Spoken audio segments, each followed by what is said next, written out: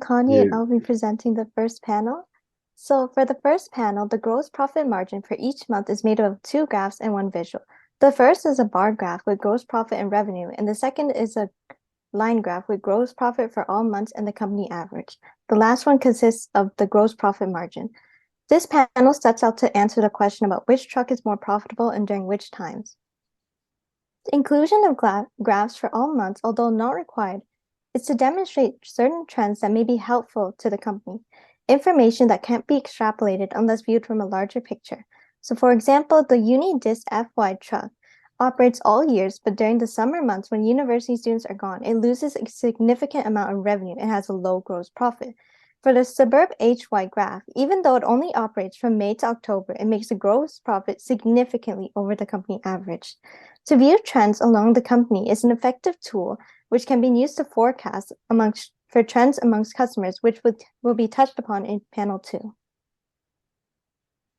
For panel 2 is product analysis, which is separated into two parts. The first part being it compares the items of each group as a whole, while the second part being it individually compares each items for each four of the trucks. The drinks chart is set to a dot column chart to better show the items that each truck carries. And so through my findings, I find that the item vegan veggie burger has the lowest sales or is the least popular among customers, as it brings in about 2% of the sales when compared to other products. So a better option for the company would be to just take it out as a whole so they could reduce production costs. And secondly, for the truck Unidistify, I find that Red Bull offers about 67% of the revenue for the drinks group. So for an opportunity for the company to increase its revenue in trucks would be to offer Red Bull in the metro and the special event truck, as they carry specific demographics that carry Red Bull, such as that drink Red Bull, such as teenagers and millennials. So hi, I'm Michelle, and I'll be presenting the third panel. So starting with the left, the sales quantity and average sales price by product item for BGC are shown with a gauge chart showing how price affects sales quantity. Selecting an item shows the item's data. For vegan veggie burgers, they have the lowest sales quantity of 1,747 sold and are approximately $2 above the average sales price. By hand-cut truffle fries, have the highest sales quantity of 33,419 sold and are approximately $1 below the average sales price.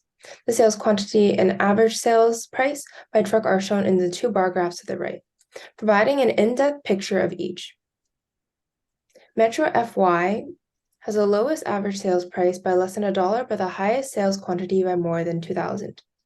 Thus, the cost is a significant decision-making factor for customers, and after analyzing, we concluded that pricing slightly under the market's average sales price increases sales quantity, helping us generate more revenue.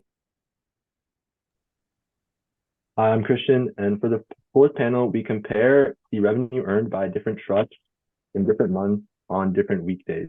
So we can see in May that the Unidist FY truck is bringing in more revenue than the Metro FY truck on most days. However, if we were to switch the month to June,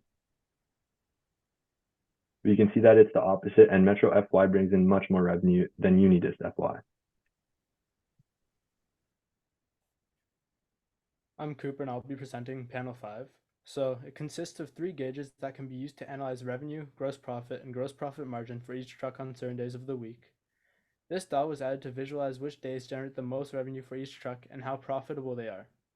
Each gauge displays values below the first quartile in red, the median at the top tick, and values above the third quartile in green. This information is key for BGC because it gives them a clear visual of which days for each truck are most successful or not successful in terms of revenue and gross profit margin. It can be seen that for Unidist FY on Saturday, it generates the most amount of gross profit margin with the least amount of revenue. With the information from the panel, BGC can develop strategies to dedicate more resources to trucks on days that generate the most revenue and gross profit, which will improve their company.